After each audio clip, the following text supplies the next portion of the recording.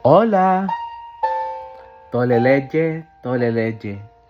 Kunin at basahin, kunin at basahin. Ako po si Kuya Sam Pagaduan, ang inyong kasama sa ating lumalim at mamunga Gospel Reflection.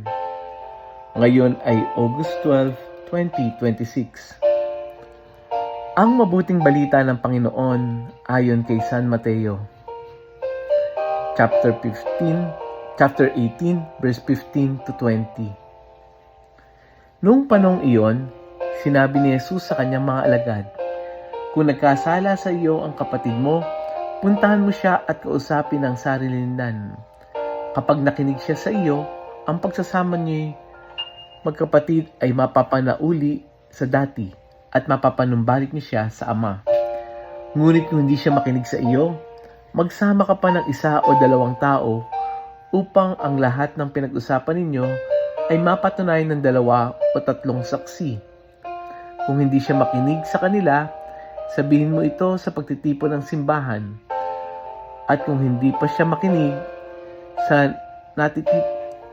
tinipong simbahan, itinuring mo siya na hentil o isang publikano. Sinasabi ko sa inyo, ang anumang ipagbawal ninyo sa lupa ay pagbabawal sa langit, at anumang ipahintulot ninyo sa lupa ay pahintulot sa langit. Sinasabi ko pa rin sa inyo, kung may 2 sa inyo rito sa lupa ay magkaisa sa paghingi ng anumang bagay sa inyong panalangin, ipagkakaloob ito sa inyo ng aking Amang nasa langit. Sapagkat saan man may 2 o 3 nagkakatipon dahil sa akin, naroroon akong kasama nila." Ang mabuting balita ng Panginoon. Pinupuri ka namin, Panginoong Hesukristo. Happy Wednesday po sa inyong lahat. Napakaganda ng ating gospel ngayon, ano? Sabi ni Jesus, kung magkasala sa inyong kapatid, puntahan mo muna siya at kausapin ng sarilindan. May proseso. May process na binibigay si Jesus. Una, sarilindan. Kung hindi makinig, magsama ng 1 o 2. Kung hindi pa rin makinig, saka dalhin sa community. Hindi ito simpleng paraan ng conflict management.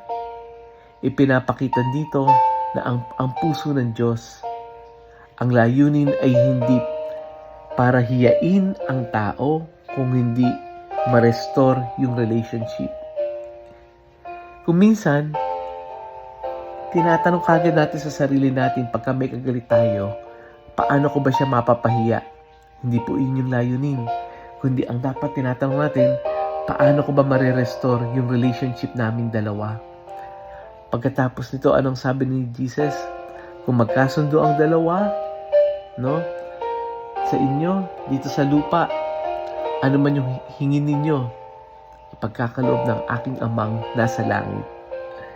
Napakagandang pangako. Sapagkat kung may 2 o 3 nagkakatipon dahil sa aking pangalan, naroroon ako sa gitna nila. Pansinin natin ito. Gustong sabihin sa atin ni Jesus ay ganito, sa gitna ng conflict, naroon si Jesus. Sa gitna ng pag-uusap, sa gitna ng effort ng pagkakasundo, naroon si Jesus.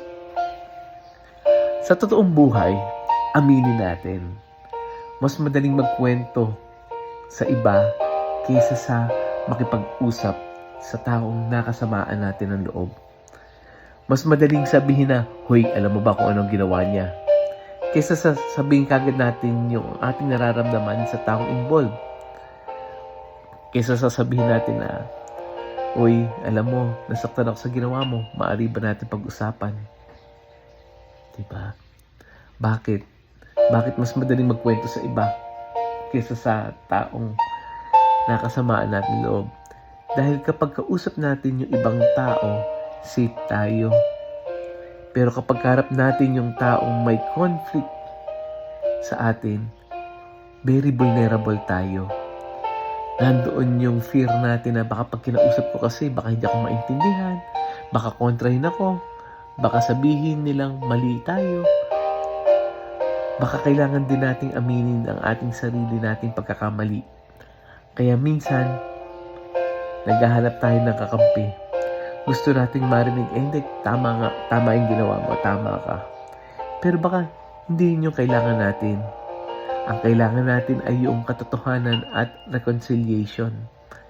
Napakaganda noong pagkakasunod-sunod na sinabi ni Jesus, private muna, kausapin mo na privately bago ang public.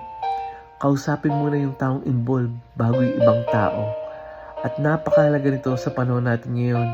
Dahil alam mo, pagka some persons do you wrong, napakadaling mag-status sa Facebook.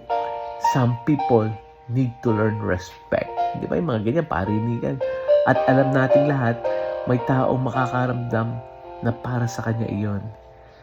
Pero hindi ba, mas Christian way kung sa halip na magparinig, diretsuhin natin na may pagmamahal. Hindi ibig sabihin na wala tayong karapatang masaktan. Hindi rin na ibig sabihin na dapat nating tiisin yung pang-aabuso o anumang mapanganib na sitwasyon. May mga pagkakataong kailangan talaga ng tulong ng ibang tao. Kailangan ng authority, kailangan ng professional support. Pero sa ordinaryong conflict at misunderstanding, huwag agad gawing public ang dapat sana'y private. Dahil may mga relasyon na nasisira hindi dahil sa unang pagkakamali, kundi dahil sa paraan ng paghahawak natin ng kamaliang iyon. May maliit na kwentuhan, may maliit na tampuhan, ikinuwento, nadagdagan, may ibang nakaalam, may screenshot, may comment, may side taking, at bago pa natin namamalayan, hindi na reconciliation ang hinahanap natin.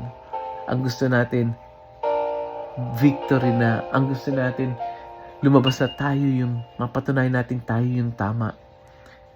Pero si Jesus ay may ibang tanong. Ano ba ang mahalaga sa iyo? Manalo sa argumento o manumbalik yung inyong relasyong magkapatid? Napakalaking ng difference. Dahil sa Diyos, relationship matters. At minsan, kailangan natin maging, tayo ang unang gumawa ng hakbang. Hindi dahil tayo ang may kasalanan, kundi dahil mas mahalaga sa atin yung peace of mind, yung kapayapaan kaysa sa pride. At baka ito rin yung dahilan kung bakit sinabi ni Jesus na kung saan may 2 o 3 nagkakatipon dahil sa aking pangalan, naroon ako sa gitna nila. Ibig sabihin, kapag ang 2 taong may conflict ay parehong lumapit kay Jesus, nandun siya sa kanila. Kaya bago tayo makipag-usap sa taong may tampuhan, dalhin muna natin ito sa panalangin. At bago nating sabihin na, ikaw kasi subukan nating magsimula sa, alam mo, gusto kong ayusin natin ito. Kaya ngayong araw na ito, yung challenge sa atin hindi kailangan malaki. Maaring baka merong simpleng tampuhan lang. Tanungin natin sarili natin, nakausap ko na ba talaga yung taong involved? O marami na ibang taong nakakaalam? Or let us also try to reflect and think sa pamilya. Sino ba yung iniiwasan ko? Sino ba may katampuhan ko? Let us pray. Lord, alam mo kung gaano kami kadaling masaktan. At kapag nasaktan kami, minsan gusto namin ipaalam sa buong mundo kung ano ang ginawa sa amin. Turuan mo kaming huminto. Turuan mo kaming manalangin bago magsalita.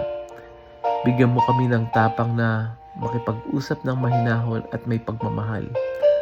Alisin mo sa amin yung pride na gusto naming manalo sa bawat argumento. Tulungan mo kaming piliin yung reconciliation kaysa sa paghiganti. Kapag kami ang nagkamali, bigyan mo kami ng kababaang loob na humingi ng tawad. Kapag kami ang nasaktan, bigyan mo kami ng pusong marunong magpatawad. At kapag mahirap nang ayusin ang isang relasyon, ipaalala mo sa amin na Hindi namin kailangan itong harapin mag-isa. Ang promise mo sa amin, kung saan may 2 o 3 nagkakatipon dahil sa iyong pangalan, naroon ka sa gitna namin. Kaya manatili ka sa gitna ng aming pag-uusap, manatili ka sa gitna ng aming conflict at effort na magkasundo. Amen. Friends, baka may kakilala kang mayroong pinagdaraanan na conflict ngayon. Baka kailangan ng isang paalala na hindi lahat ng problema ay kailangang i-post. May mga bagay na mas magandang pag-usapan. I-share natin yung audio gospel na ito sa kanya. I-share natin ito sa ating mga kakilala, sa ating mga kaibigan, kamag-anak, sa ating mga office mates, sa ating mga classmates, sa GC natin, sa mga kakilala natin nasa abroad. Share natin ito. Dahil bago tayo matapos, tandaan natin, don't talk about them before you talk to them. Bago mo pa ikwento sa iba, matutunan natin, kausapin muna natin siya. Muli, ang puso kaya sa pagaduan, lagi nag-aanyaya. Halina, tayo ay lumalim at mamunga. Lumalim sa pananampalataya at mamunga na mabuting gawa. God bless us all.